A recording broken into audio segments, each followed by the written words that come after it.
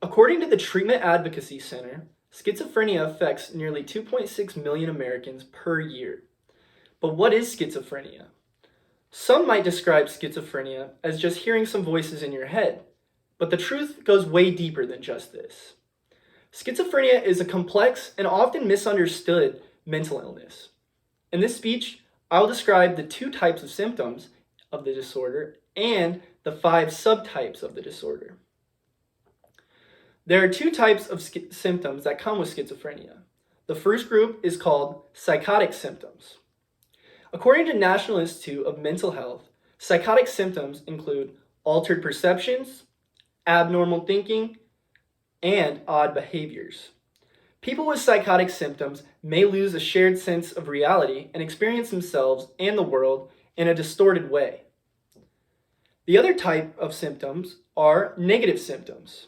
These include loss of motivation, disinterest or lack of enjoyment, social withdrawal, difficulty showing emotions, and just difficulty functioning normally in a day-to-day life. Schizophrenia is a chronic illness that mostly affects adult males over the age of 18 and women over the age of 25. It can affect children, but rarely does it. There are 5 different types of schizophrenia. As cited by Banyan Treatment Center, schizophrenia isn't just one type of disorder. It's a term used to classify a series of mental health disorders that fall along the same spectrum. There are 5 main subtypes: paranoid, catatonic, disorganized, residual, and undifferentiated. These types are all very similar in some ways, but it's important to note the differences that make them different from one another. Paranoid schizophrenia is one of the most commonly known types. It's often misportrayed in popular media. Patients suffering from paranoid schizophrenia create their own beliefs that often differ from reality. As you could have guessed by the name, paranoia is the most prominent symptom. The paranoia often makes it hard for patients to do normal daily activities, including holding a job, doctor's appointments, and even tending to their own personal hygiene.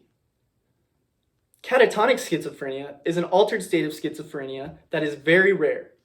It usually would occur in patients after dealing with schizophrenia for a longer period of time. People in a catatonic state may flip between decreased and excessive motor activity.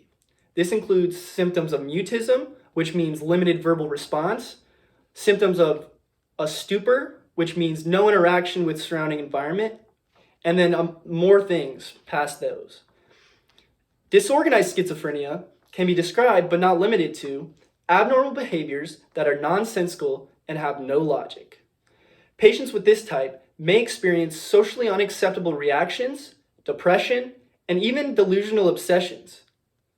Residual schizophrenia is when the individual or patient has suffered an episode of schizophrenia, but there are no longer delusions, hallucinations, disorganized speech, or behavior. While patients might not have psychotic symptoms, negative symptoms are still around, just like reduced motivation, diminished feelings of pleasure. Finally, cited from psychom.net, undifferentiated schizophrenia is a categorization for people who do not fit into the first 4 categories of schizophrenia.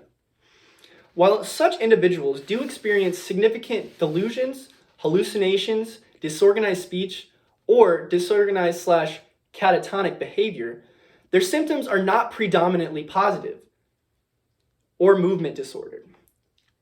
In my speech, I talked about the 2 types of symptoms of schizophrenia, as well as the 5 main types of schizophrenia.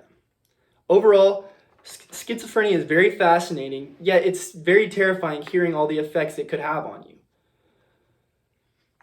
This mental illness could put a severe stranglehold on someone's life, so be sure to spread awareness and stay well.